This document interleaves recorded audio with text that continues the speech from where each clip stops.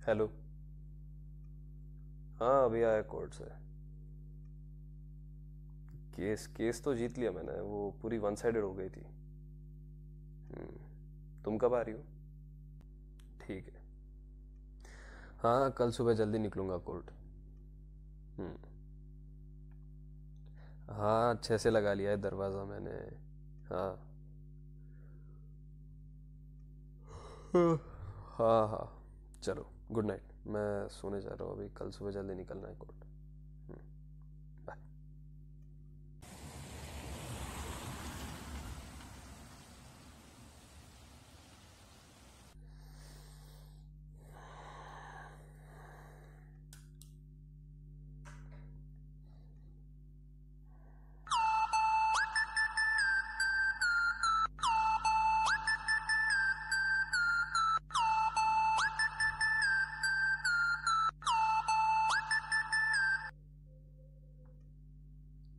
Hello.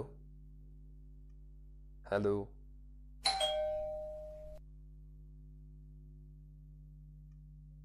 इतनी रात गए कौन आया होगा?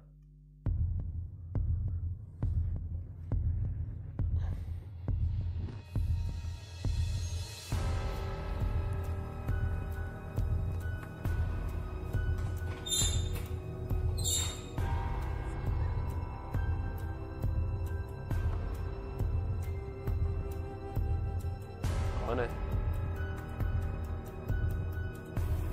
कौन है?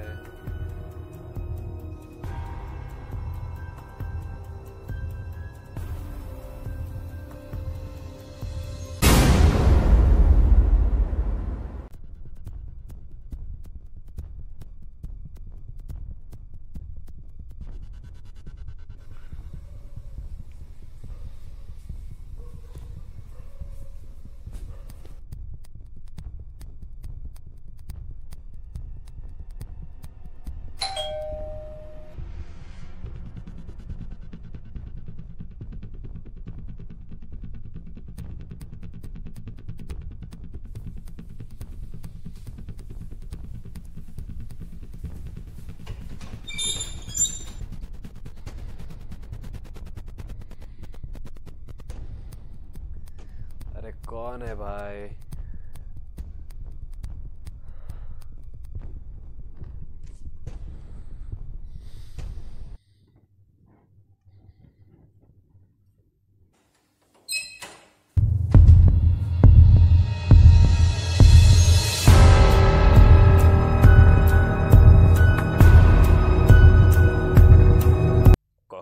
कौन है आप? और अंदर कैसे आए आप? हाँ। देखिए, 5 मिनट, सिर्फ 5 मिनट मेरी बात सुन लीजिए। उसके बाद मैं यहाँ से चला जाऊंगा। अरे पर आप हो कौन और किससे किससे पूछकर अंदर आए आप? हाँ। देखिए सर, देखिए, मेरी मेरी 5 मिनट बात सुन लीजिए आप। मैं कसम से बोल रहा हूँ, मैं चला जाऊंगा यहाँ से। तुम ऐसे नहीं मानोगे। सिक्योरिटी। अच्छा, सिक्योरिटी। उसे बेहोश कर दिया मैंने।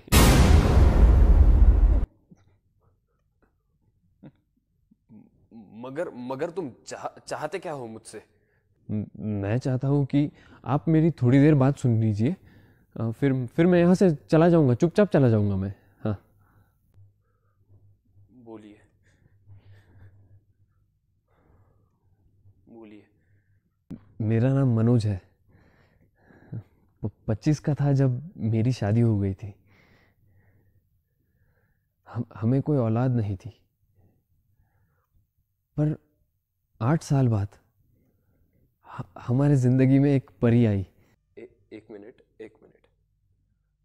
आप जरा मुद्दे पे आएंगे? आपको विक्रांत चौधरी पता है? आ, हाँ, वो एमएलए।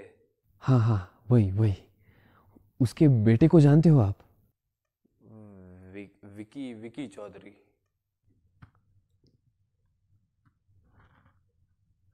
मार दिया मैंने उसे। मैं जब उसे मार रहा था ना, पता नहीं क्यों, जैसे मेरी उंगलियों को उसके खून से इश्क हो गया हो। दिमाग कह रहा था कि बस बहुत हो गया, पर दिल कह रहा था कि मार, तब तक मार जब तक मुझे शांति ना मिले। एक मिनट, एक मिनट। आप चाहते क्या हो मुझसे? मैं ये चाहता हूँ कि आप मेरा केस लड़िए।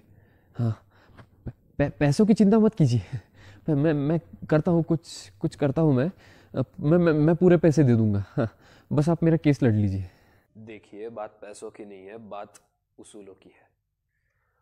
और मैं ऐसे केसेस लेता ही नहीं हूँ जिसमें मुझे एक गुनहगार की तरफदारी करनी पड़े। मैं गुनहगार नहीं हूँ। गुनहगार नहीं हूँ? आप एक खून करके आए हो और मैं किसी खूनी का साथ नहीं दे सकता। आप प्लीज जाइए यहाँ से, प्लीज। मैं हाथ जोड़ता हूँ आपके, आप यहाँ से चले जाइए प्लीज। ठीक है। धन्यवाद, आपने आपका टाइम दिया मुझे। मैं चलता हूँ।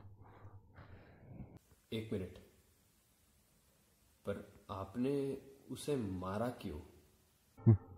मुझे पता ही था आप बिना सोचे समझे तीर नहीं चलाएंगे। इसीलिए मैं आपके पास आया हूँ। हाँ, मतलब? मुझे एक बात बताइए, मेरा एक सवाल है।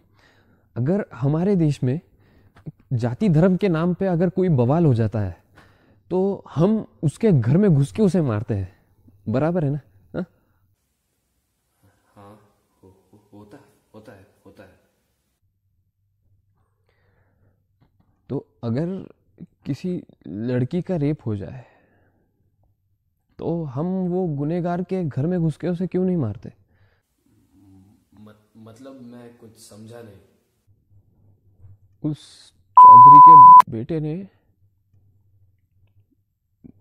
मेरी 15 साल के बच्ची का रेप कर दिया।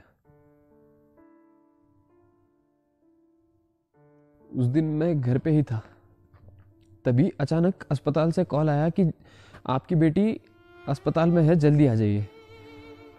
मैं और मेरी बीवी तुरंत वहां पहुंचे। मैंने जब मेरे बेटी को देखा,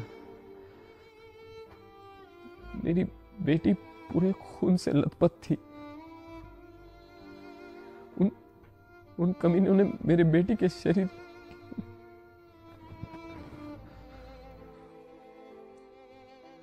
मैं मेरे बेटी के पास गया, उसे कहा कि बेटी मैं आ गया हूं, मैं तेरे साथ हूं।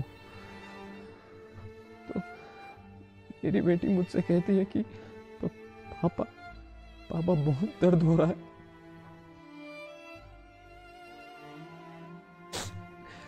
उसके 10 मिनट बाद ही वो हमें छोड़कर चली गई। बहुत तकलीफ होती है सर, जब अपना कोई करीब का हमें हमेशा के लिए छोड़कर चला जाता है ना, बहुत तकलीफ होती है। फिर आपने किसी से मदद क्यों नहीं मांगी? किससे मांगता सर मैं मदद, किससे मांगता? लोगों की हमदर्दी रेप के लिए सिर्फ उनके मोबाइल के स्टेटस तक ही सीमित है, और कुछ नहीं हुआ तो कैंडल्स तो है ही।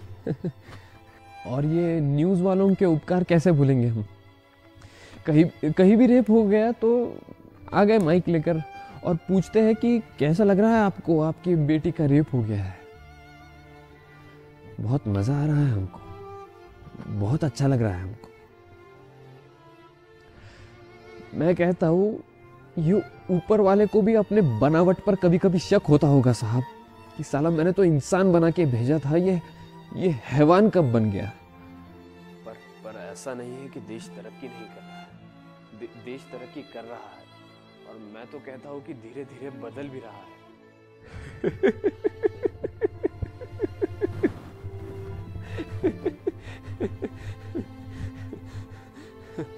सर, यहाँ 2012 में हुए रेप का रिजल्ट 2020 में लगता है, और जहां तक आप बोल रहे हैं ना कि देश बदल रहा है,